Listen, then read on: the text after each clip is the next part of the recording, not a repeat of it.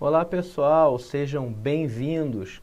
Pontapé inicial no nosso estudo da prática empresarial de segunda fase. Bom, para quem pulou a apresentação e seguiu direto para essa aula aqui, eu rapidamente me apresento novamente. Eu sou Guilherme Freire de Melo Barros, sou procurador do Estado do Paraná e professor aqui com vocês na primeira fase em duas disciplinas: Direito Empresarial e Estatuto da Criança e do Adolescente.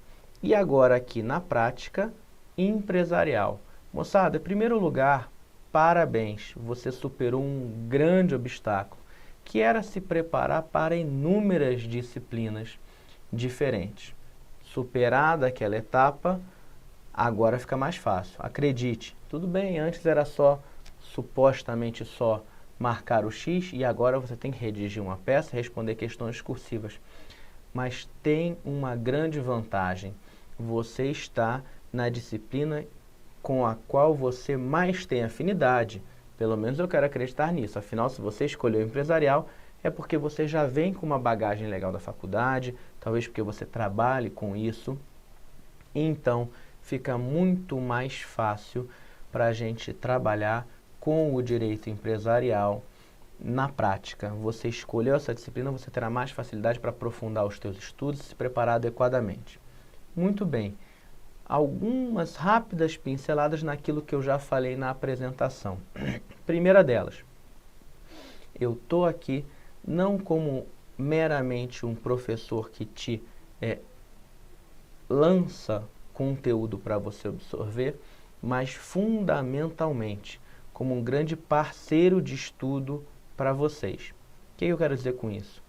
Eu estarei do seu lado, me imagine sentado aí do seu lado, como um colega de estudo, dois amigos tentando a busca dessa tão sonhada aprovação.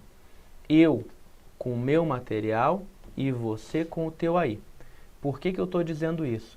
Porque nós dois, eu e você, faremos a verificação da legislação o tempo todo.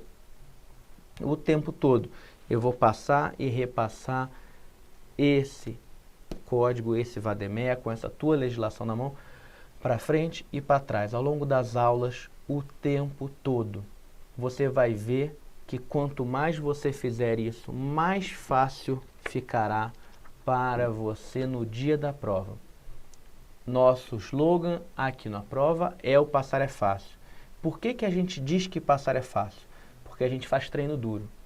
E diz o ditado: treino duro, jogo fácil. A gente se prepara arduamente para que você tenha a melhor preparação e chegue com todo o domínio, com boa autoconfiança, para fazer uma excelente prova lá na frente. A aula aqui, eu já adianto, é a mais divertida, alegre e brincalhona? Não. Meu estilo não é esse. Meu estilo é de fazer você passar. E para fazer você passar, é claro que a gente vai ter alguns momentos descontraídos. Eu mesmo eventualmente tropeço numa palavra. A gente vai, obviamente, tentar dar um clima leve. Mas o objetivo aqui não é graça. É trabalho duro. E trabalho duro, para prática, é código na mão o tempo todo. É você terminar essas 14 horas de aula, mais ou menos aí, com esse teu código todo marcado atrás, sabe dessas marcas de folha que você aperta naquela página e o livro fica meio aberto? É começar a ver algumas folhas assim mais amassadas, de tanto que você passou para um lado e para o outro esse código. É perceber que já tem aquela página menos branca, aqueles trechos menos brancos, por conta da gordura das tuas mãos de folhear a página e de passar os dedos. Esse é o sinal de um código, de um trabalhador sério, de alguém que vai passar, e você vai passar nessa prova. Vamos juntos então? Seja sincero com você mesmo. Se você não está com o código, com o VADEMEA, com o teu material, o material que você vai levar para a prova, se você não está com ele na mão, amigo, amiga, pausa na aula. Ou você vai pegar, ou se você está assistindo essa aula no momento que você não tem acesso, sinceramente, não se engane. Deixa de lado essa aula, me assiste depois, a aula está gravada para você. mas vem para a aula, ou senta para assistir a tua aula, mania de presencial, né, de falar o vem para a aula, mas assiste a aula de corpo e alma. Não para dizer, assisti esse curso completo, ouvi. Não, não. Você está aqui para trabalhar. Então é código na mão, sou eu aí na tela jogando a tela do slide para você e para mim o tempo todo. É leitura de código. E o terceiro item é o seguinte: pega uma folha de papel com linhas, para a gente treinar como vai ser a prova da ordem. Então, uma folha de caderno com linhas. Deixa do lado ali um caderno com uma caneta. Conforme a gente vir cada passagem, cada elemento da peça, eu vou apresentar isso no slide para vocês, tudo em colorido, num esquema de cores bacana, mas obviamente decomposto. Eu trago um slide do endereçamento, depois a gente vai trabalhar com a qualificação de partes e por aí vai. Isso vai aparecer separadamente em cada slide. E eu quero que no final de cada verificação de peças, você tenha um modelo na tua frente. Esse modelo você vai poder consultar. É uma estrutura completa de uma peça. Mas a diferença é que eu vou passar por essa estrutura completa em vários slides. Petição inicial, eu tenho mais de 20 aqui para a gente analisar. Mas você, no final desses 20, 25, 26 slides, você terá uma peça montada na sua frente. Não com conteúdo, a gente tem as aulas de resolver questões, você vai escrever uma peça de 4, 5 folhas. Mas aqui o que eu quero é que você tenha em mãos, ao final de cada aula, uma estrutura completa, do endereçamento até o advogado OAB 3 pontinhos. Tudo bem? Moçada, mais um pitacozinho da nossa apresentação. Como é que está estruturado o curso? Você abriu aí essa minha aula, aula da petição inicial, mas eu faço uma pincelada, um apanhado rápido, estruturação do curso. Se você olhar para toda a ementa aí de aulas, você vai ver com clareza, vai perceber com clareza, 3 grandes blocos temáticos. Falei disso na apresentação, eu volto rapidamente. 3 grandes blocos temáticos. Primeiro, peças do ponto de vista teórico. A gente vai trabalhar basicamente com direito processual. Então vamos examinar a petição inicial, contestação, apelação, vamos em peças específicas como o pedido de recuperação judicial, como a renovatória, como a munitória. No segundo bloco, a gente vai pegar essa bagagem e vai testar. A gente vai pegar esse teu conhecimento e vamos testar. Onde? Em provas anteriores. Não necessariamente as mais recentes, mas aquelas que pontuam diferentes temas, diferentes peças, para que você chegue bem robusto na hora da prova. A gente vai ver uma renovatória, a gente vai ver um pedido de recuperação, vamos ver uma apelação e assim sucessivamente, tudo bem? No terceiro bloco, a gente parte para as questões discursivas, porque eu quero que você treine a tua escrita. A bagagem de direito material, já disse, lá na apresentação, você vai puxar das aulas de primeira fase. Mas aqui o que eu quero é que nesse terceiro bloco, que você teste a tua escrita. Porque para pontuar completo, tem uma técnica. E é nessa técnica que a gente vai trabalhar. Eu quero que você saiba o conteúdo, ótimo, vai ter questão que você vai lembrar, vai ter questão que você não vai lembrar, e você vai procurar, e eu vou te mostrar que dá para achar, não precisa se desesperar, você acha o conteúdo. E tem um jeito de responder. Conteúdo expositivo legal, frase, artigo. Tudo bem? E a gente vai trabalhar nisso também. Bom, introdução está feita, material está na mão, caderno aqui do outro lado. Eu começo com você e vamos para e passo na petição inicial. Moçada, a petição inicial é a peça deflagradora da relação jurídica processual. É ela que instaura o primeiro contato do autor, do demandante, do requerente, com o Estado juiz, em busca da heterocomposição, da composição da imposição de decisão feita pelo Estado na sua faceta do Poder Judiciário. Muito bem, essa petição inicial que a gente vai estudar, ela encontra base ordinária no Código de Processo Civil e, além disso, essa bagagem serve de base para quaisquer outras petições iniciais mais específicas. Quando a gente trabalhar com o requerimento de recuperação judicial, a gente vai puxar diversos elementos, uma peculiaridade ou outra, mas diversos elementos das regras da petição inicial. Na renovatória de locação não residencial, a mesma coisa.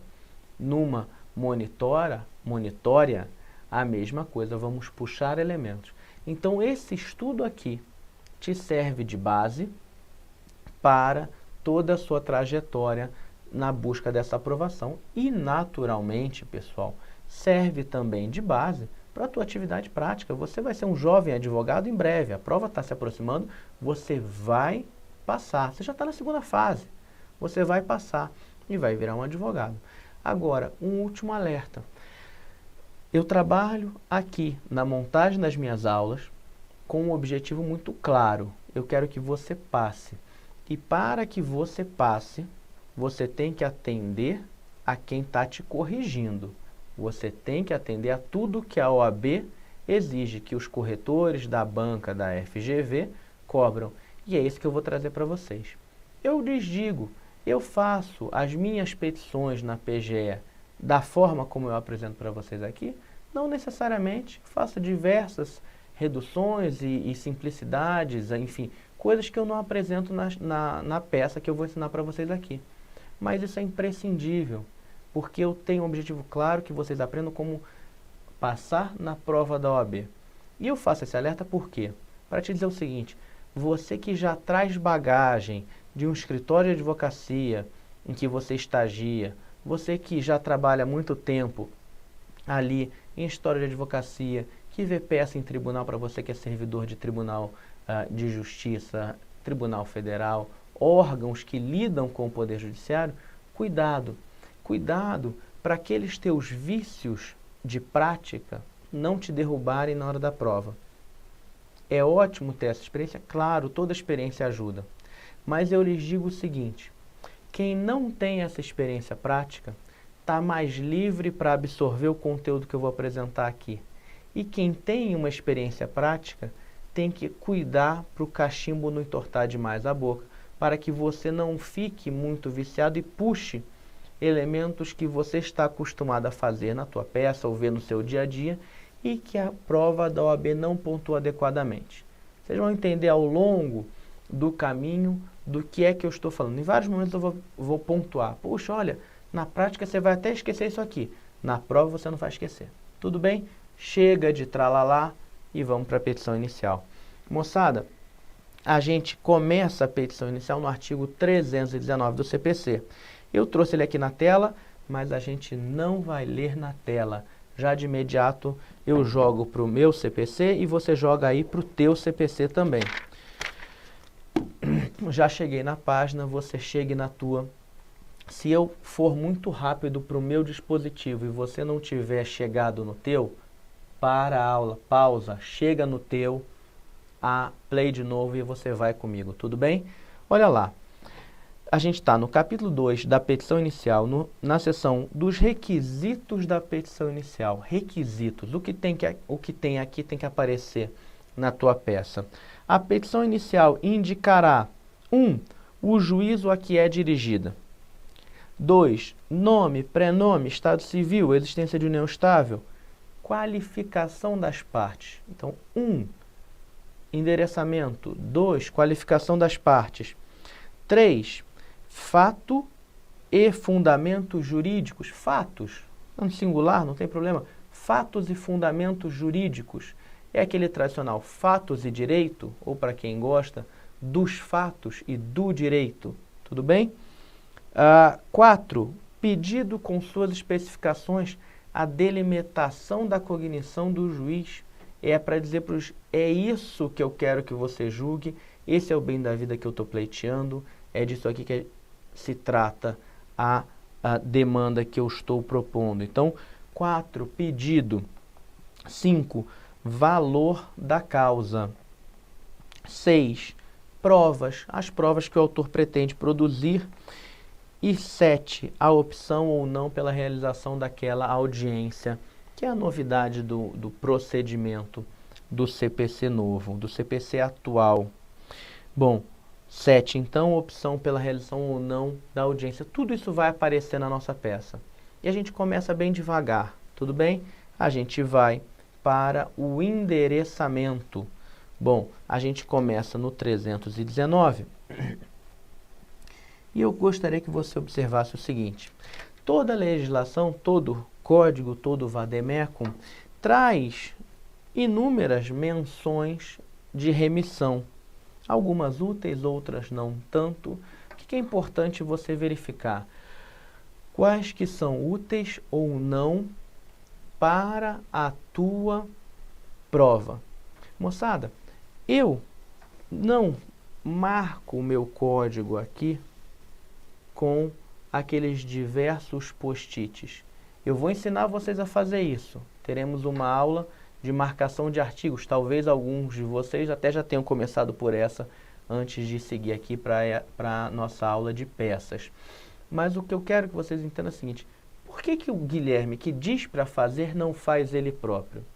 Para te mostrar que, por mais que eu faça diversas indicações de dispositivos, é sempre possível que o examinador pergunte algo que eu não te indiquei. Eu não sou o examinador, eu procuro te preparar, mas pode ser que haja alguma menção de uma lei ou algo que você não tem e que eu não te indiquei. E eu não quero que você fique em pânico. Então, eu digo para você, ainda que você não tenha, quando você lê a questão, puxa, mas eu não tenho post-it dessa lei ou desse elemento marcado, vai se desesperar? Não. 5 horas de prova, 2 horas e meia para uma boa peça, 2 horas e meia para 4 questões, dá tempo suficiente de você procurar até mesmo aquilo que você não necessariamente sabe onde está. Por isso que eu faço 14 e poucas horas aí de aula com vocês, passando o código para frente e para trás, para você se acostumar a folhear isso aqui e, mesmo sem saber exatamente onde está, você consiga encontrar com facilidade. É por isso que o meu código não vem marcado. O seu vai estar, já vai ser um passo a mais, mas mesmo que você não tenha determinada indicação, você vai folhear o teu código e você vai achar a resposta. Tudo bem? É essa confiança que eu quero que você tenha para chegar lá no dia da prova. Bom, como eu estava dizendo, há sempre remissões, umas úteis, outras não. Então vamos bater aquilo que eu te trago aqui de remissões com aquelas existentes no seu código. E aí você vai acrescentar aquelas que eu trouxer e que não estejam aqui e aquelas que já estiverem, você vai fazer uma marcaçãozinha, uma estrela, um tracinho para dizer, opa, essa aqui é relevante para a minha prova. Pessoal, como fazer essa marcação? Tá aí mais um detalhezinho que eu deixo à vontade para vocês. Você vai fazer de caneta colorida, de lápis, com estrela, com seta, não pode escrever, não pode identificar, né, identificar roteiro de peça, nada disso. Mas fazer remissão, vídeo e tal, pode. Você pode fazer isso com marcação colorida ou não. Essa parte eu também prefiro que você faça aquilo que funciona para você. Não adianta eu te dizer, faz de amarelo. O aluno tem dificuldade para ver porque ele usou um marca-texto amarelo forte demais. Não adianta. Faça o que funciona para você em cima das remissões que eu te apresentar. Beleza, vamos para a tela. Olha só, o endereçamento. Para que juízo, para que órgão jurisdicional a peça vai ser dirigida? O inciso 1 pede o endereçamento e você tende a atentar se estamos diante de livre distribuição. Em geral, provas da OAB têm indicado livre distribuição. Por exemplo, ela menciona alguma coisa sobre a propositura de uma ação e apenas informa, há uma vara única ou há 3 varas cíveis ou com competência de área empresarial também naquela comarca, e aí você bota para livre distribuição. Mas a gente tem que estar pronto para o dia em que a prova da OAB nos apresentar como desafio uma distribuição por dependência ou uma competência da Justiça Federal. E é disso que eu quero, é isso que eu quero que você observe na marcação das remissões. Olha só, O artigo 286 faz a menção à distribuição por dependência. Então, tua primeira remissão aqui do inciso 1 é para o 286. Vamos lá no 286. E mais um alerta, moçada. Não adianta você colocar uma remissão só porque eu disse você não é capaz de entender do que trata a remissão. Tem que botar a remissão, ir no código comigo e ler e entender. Ah, tá. Esse 286 é por causa da situação tal. O 109 por causa da situação tal. Ok? Bom, 286 serão distribuídas por dependência as causas de qualquer natureza. 1. Quando se relacionarem por conexão ou continência. Então, relação de conexão ou continência. 2. Quando, tendo sido extinto o processo em resolução de mérito, for reiterado o pedido, ainda que em litisconsórcio com outros autores, ou que sejam parcialmente alterados os réus da demanda. E 3. Quando houver ajuizamento de ações nos termos do artigo 55, parágrafo 3º, ao juízo prevento. Muito bem. Hipótese de distribuição por dependência. Se houver uma hipótese de distribuição por dependência, você, após o endereçamento, a gente vai ver aqui na peça, após o endereçamento, já vai ser definido ao juízo tal, tal, tal, e você vai escrever aqui, distribuição por dependência aos autos número tal, tal. Ok? Conforme a indicação da questão. Segunda hipótese, eventual competência de justiça federal. É comum na realidade do direito empresarial? Não. São hipóteses bem escassas, bem delimitadas. A competência da Justiça Federal, artigo 109, inciso 1 da Constituição. Vamos lá, você vai comigo lá também. Ah, mas eu já sei, eu sei do que você está falando. Não, não. Você vai lá comigo sim. Acostume-se a folhear o teu código constantemente, para no visual você já saber. Você está com esse instrumento de trabalho aí para isso mesmo. Olha lá, 109. Aos juízes federais compete processar e julgar 1. As causas em que a União, a entidade autárquica ou empresa pública federal forem interessadas na condição de autoras, réis, assistentes ou oponentes, exceto falência, acidente de trabalho, justiça eleitoral e justiça do trabalho. Uma hipótese possível, embora rara, ainda não tivemos em prova da OAB, uma hipótese possível de tua prática empresarial envolver a Justiça Federal. Uma demanda que envolva, por exemplo, uma nulidade de marca e que, por força da Lei de Propriedade Industrial, inclui também o INPI. Exatamente por incluir o INPI, entidade federal autárquica responsável pela gestão, pelo registro e depósito de marcas, patentes e patentes, é que você vai incluir o INPI e vai atrair competência da Justiça Federal. Muito raro, mas eu quero você preparado para isso também.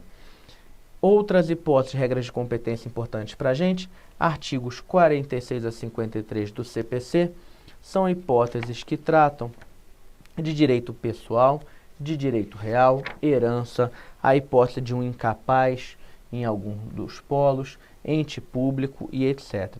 Eu vou fazer a leitura não de todos os dispositivos, para também não tornar a aula maçante demais, mas de 2 ou 3 para pontuar para você. Veja o 46. A ação fundada em direito pessoal ou em direito real sobre bens móveis será proposta, em regra, no foro de domicílio do réu. 47. Para ações fundadas em direito real sobre imóveis, é competente o foro da situação da coisa. Olha lá o 50. A ação em que o incapaz for réu será proposta no foro de domicílio do seu representante ou assistente. Tudo bem? Regras gerais para competência. Aqui, não para dependência, mas para você identificar em qual comarca, se a gente estiver tratando de justiça estadual, provavelmente estaremos, em qual comarca, para qual comarca deve ser dirigida a tua petição inicial. E vamos em frente. A gente avança agora para uma que é fundamental. Dessa listagem aqui, é a mais importante que a gente tem.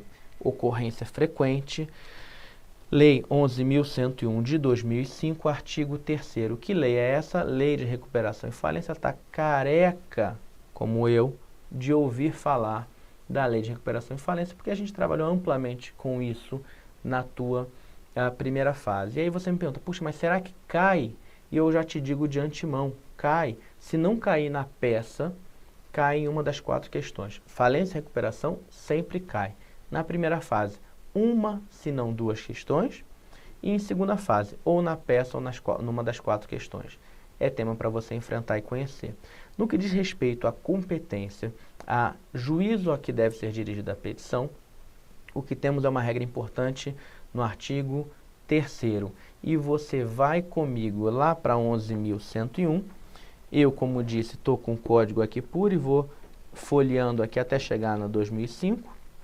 E você vai já juntando esse nosso momento com a aula de marcação de código, para quem já assistiu ou para quem ainda vai assistir, já se adiante, vai colocar um post-it aqui com a marcação, porque essa é uma lei de consulta constante. Tudo bem? Artigo 3º. É competente para homologar o plano de recuperação extrajudicial, deferir a recuperação judicial ou decretar a falência, o juízo do local do principal estabelecimento do devedor ou da filial da empresa que tenha sede fora do Brasil. Muito bem. Moçada, artigo 3º, regra de competência principal estabelecimento.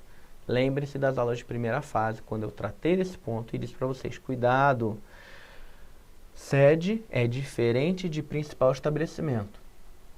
Vale dizer, eu posso ter na sede o principal estabelecimento, mas ambos não são conceitos idênticos. Eu posso ter a sede num local e o principal estabelecimento em outro. E a questão às vezes indica, uma prova da OAB, concurso 20 ou 19, nós vamos resolver ela à frente, em que a peça era um pedido de recuperação e naquela oportunidade estava identificado que a sede era também o principal estabelecimento. Mas a questão pode apresentar um desafio diferente, dizer que a sede é num local e o principal estabelecimento, o grande centro de negócios, é em outra cidade. E é para lá que você vai endereçar o teu pedido de recuperação ou, eventualmente, a propositura de uma falência, se for o caso. Tudo bem? Artigo 3º, ponto fundamental para a gente na Lei 11.101. Vou dar um checklist aqui. E a gente avança agora para o Código de Defesa do Consumidor 8.078 de 90. 8.078 de 90. E você vai comigo. Você está folheando aí também, eu estou folheando lá de cá e você está folheando aí. Artigo 101. Na ação de responsabilidade civil do fornecedor de produtos e serviços, sem prejuízo do disposto nos capítulos 1 e 2 deste título, serão observadas as seguintes normas. 1. A ação pode ser proposta no domicílio do autor.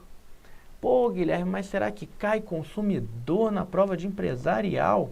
Olha, a discussão pode girar em torno de aplicação do regime do consumidor versus o regime ordinário do direito empresarial, numa discussão se determinado contrato é de natureza empresarial ou de natureza consumerista, discutir o conceito de destinatário final e, a partir daí, buscar a aplicação de desconsideração da personalidade jurídica. Teoria maior, teoria menor, são temas que nós vimos na primeira fase, nas aulas de primeira fase, desconsideração, teoria maior, teoria menor.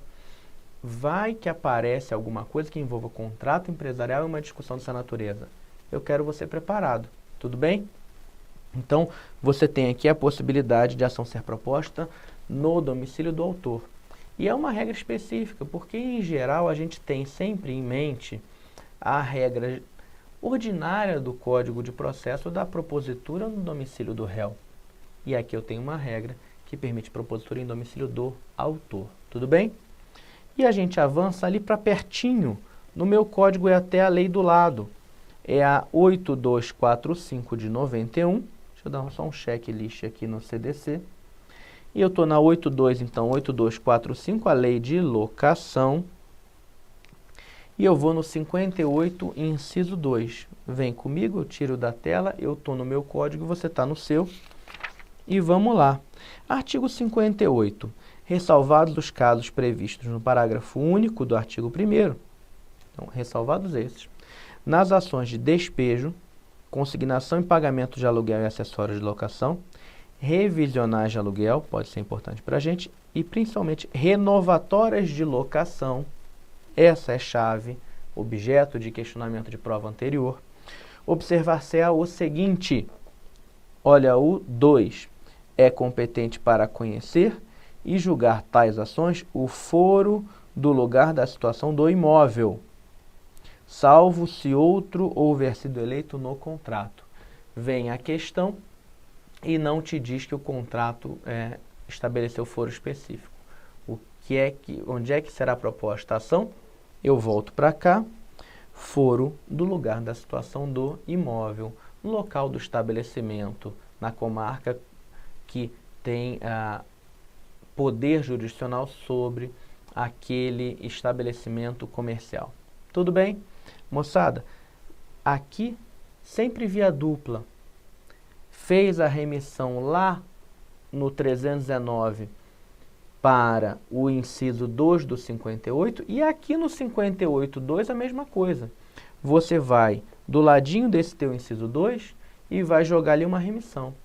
Vide artigo 319, inciso 1, CPC. Para que venha atualmente o quê? Opa, é para cá, essa é a regra de competência, juízo para qual eu devo dirigir a minha petição inicial. Tudo bem? E para fechar, vejam só que mancada do próprio professor, e é nas aulas que a gente aprimora. Eu já havia dito na apresentação, cuidado com a código que não tenha a parte de crimes da LPI. Lembram disso? Você que perdeu, já estou repetindo. Se não tiver a parte de crimes, cuidado, não utilize esse código. Já caiu uma ocasião, se cair de novo, eu não quero que você tropece nisso. Se o tema for concorrência desleal, você vai precisar da parte de crimes também, ainda que estejamos na prova de prática de empresarial. Agora, mais um detalhe. Eu mesmo trouxe esse código de casa, achando que ia conseguir folhear ele com tudo, e já observei. Essa marca de códigos não vai me servir para a prova da OAB, porque aqui eu não tenho a lei de representação comercial. E eu quero que você faça uma remissão para o 39 da lei de representação comercial, e por isso eu precisei pegar ele aqui na internet. Vejam só. Lei de representação comercial, que é a lei 4886 de 65. Faz a verificação. Se não tem essa lei aí, sinceramente, você vai descartar esse material e vai buscar um que tenha essa lei também. Olha aqui, 39, olha a regra de competência no 39. Para julgamento das controvérsias que surgirem entre representante e representado, é competente a justiça comum e o foro do domicílio do representante, aplicando-se o procedimento sumaríssimo. Aqui você descarta o sumaríssimo, porque está no novo CPC, não tem mais o sumaríssimo. Ressalvada a competência do juizado de pequenas causas. Lei antiga ainda faz a menção às pequenas causas. Muito bem. Você tem então aqui domicílio do representante. Vê se o teu código, se o teu vademecum tem essa lei, faz a remissão cruzada. Vai no 39 e também bota lá um 319, inciso 1 do CPC. Tudo bem? Ótimo. E com isso a gente avança, fizemos inúmeras marcações aqui e a gente vai dar o primeiro passo na parte de redação. E com isso você vai, mantendo o código do lado, pegar a caneta e o caderno que eu te falei e você vai começar a fazer esse endereçamento. Olha como é que eu esquematizo os slides. Vocês veem que sempre aqui na parte alta em cinza eu tenho a peça que a gente está tratando, né? Petição inicial. E aí eu digo do que a gente está tratando dentro da petição inicial, endereçamento, dispositivo legal previsto e aqui, ó. Aqui você tem o que você tem de observar em preto, verificar o enunciado para identificar se há indicação de vara ou comarca. E aí, sempre em laranja eu marco que eu trago um exemplo para você, e em cor azul eu tenho efetivamente o exemplo. Eu trago a redação, eu trago o que é que você tem que escrever efetivamente na tua peça. Então, você vai começar a partir de agora, sempre nessa parte azul, você vai entender, não está escrevendo lá de uma vez, não. Você vai entender, faz a pausa se precisar, e aí você vai copiar e vai montando a tua peça. Fechou? Vamos lá então. Endereçamento, vamos trabalhar com uma hipótese de vara civil, de Tribunal de Justiça Estadual, e o endereçamento no primeiro grau vai ser: Excelentíssimo senhor doutor juiz de direito da... E aí a regra fundamental, moçada, 3 pontinhos. O 3 pontinhos, a coisa que vocês mais vão usar nas peças é o danado do 3 pontinhos. Porque você não pode trazer elementos novos para dentro da questão.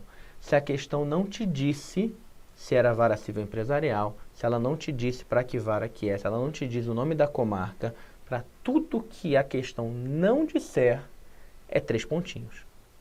Mais uma vez, não invente dados. Tudo que a questão não disser, 3 pontinhos. Tá fechado?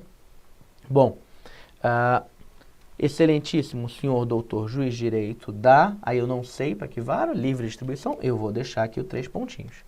Vara, digamos que a questão dissesse... Olha uma hipótese que você vai poder preencher isso aqui. A questão indica que na comarca de Curitiba existem mais, mas eu vou ficar num exemplo bem simplesinho. Há 3 varas cíveis que têm a competência para também a área empresarial. Muito bem. Então, ele já te disse. A demanda vai ser na comarca de Curitiba e a hipótese de competência de distribuição de competências materiais, vara cível. Muito bem. Então, eu vou manter os 3 pontinhos aqui. Aqui mantenho 3 pontinhos e eu vou botar juiz de direito da 3 pontinhos, vara cível da comarca de Curitiba. Estado, aí você vai poder botar do Paraná. Vai anotar isso do cível Curitiba e Paraná aí na tua estruturação de peças? Não vai não. Eu quero aí o modelo mais básico para você trabalhar e olhar a peça com todos os 3 pontinhos, que você pode preencher ou não. Por enquanto, aí para a tua peça você vai deixar sem.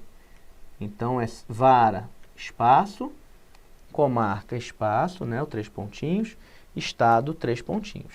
Isso aqui vai ser preenchido 1 a 1, conforme a questão te indicar. Muito bem.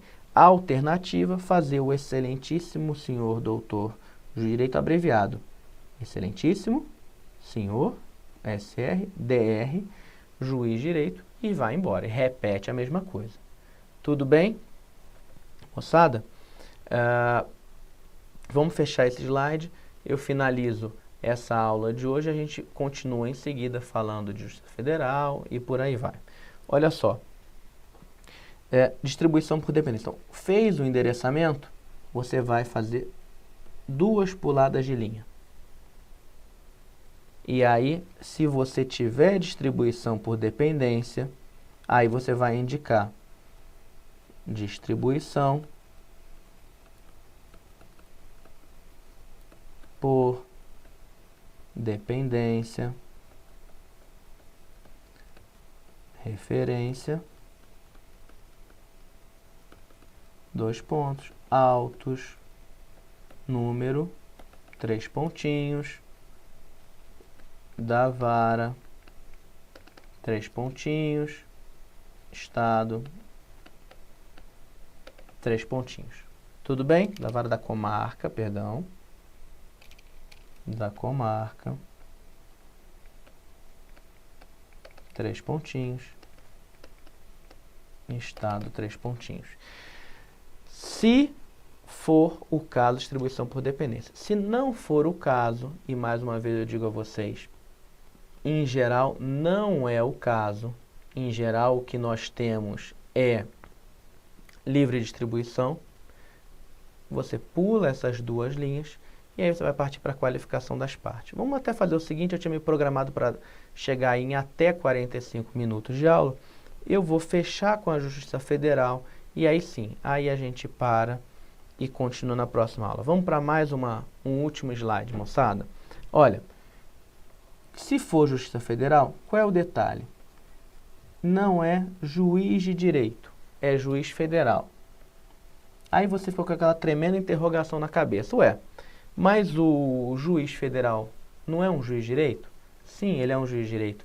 Ele julga com base no sistema jurídico, ele vai fazer julgamentos com base no direito positivo brasileiro, pelo menos como regra geral, mas a praxe deu a ele e aí eu vou usar a expressão aqui entre aspas, deu para ele um nome diferente. Então você tem o juiz de direito, que é o juiz estadual, e você tem o juiz federal na competência da Justiça Federal.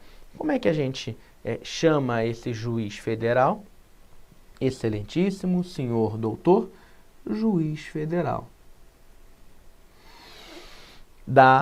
Também vale aqueles mesmos 3 pontinhos, vara federal.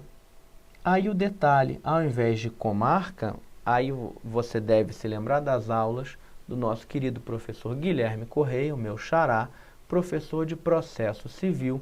E mesmo que hoje vocês estejam comigo aqui na prática, eu, assim como vocês, aprendo o processo civil com o professor Guilherme Correia. E eu tenho certeza que ele trabalhou na competência com vocês lá na primeira fase, a distinção de nomenclaturas entre a comarca na Justiça Estadual e, eu jogo para a tela, a subseção judiciária e a seção judiciária.